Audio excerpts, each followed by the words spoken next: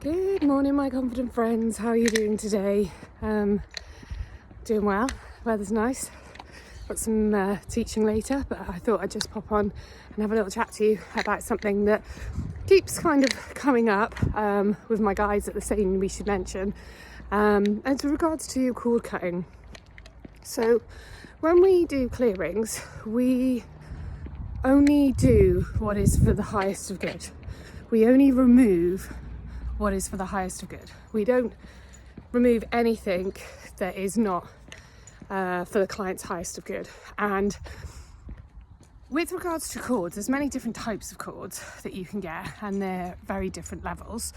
Some are more trickier to remove than others. Some you can remove yourself.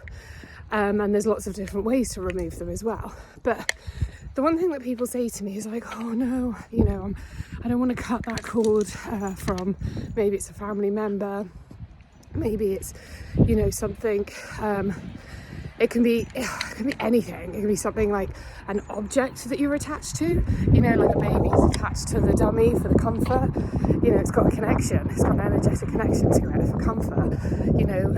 Somebody's connection to an item of jewellery that, maybe they don't want to get rid of it because it's got nostalgic value, but it has got some negative attachment to it.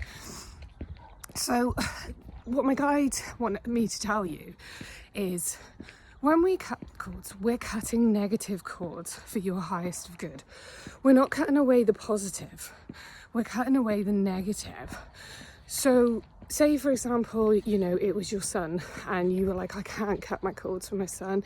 The relationship's toxic, but he's my son. Well, there's obviously got to be some positive cords there, some positive energetic cords there.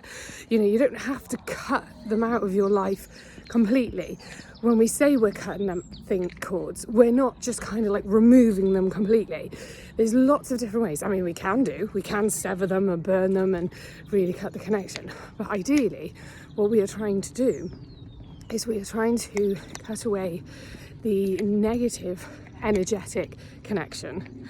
And obviously we want to leave the positive connection that's there, so maybe that can be built on, that can be strengthened. Or maybe it's just a time that you need some space from each other so that you can regroup yourself, set your boundaries, and heal from something, so then you can reconnect. Because there's nothing to say that you cannot reconnect with somebody once you've cut those cords. It's your free will. Of course you can. You can reconnect with anybody or anything that you have free will to want to do that. But obviously, what we would recommend is, if you're to reconnect with somebody, make sure that you are in a stronger position with your energy. Make sure you've got clearer boundaries.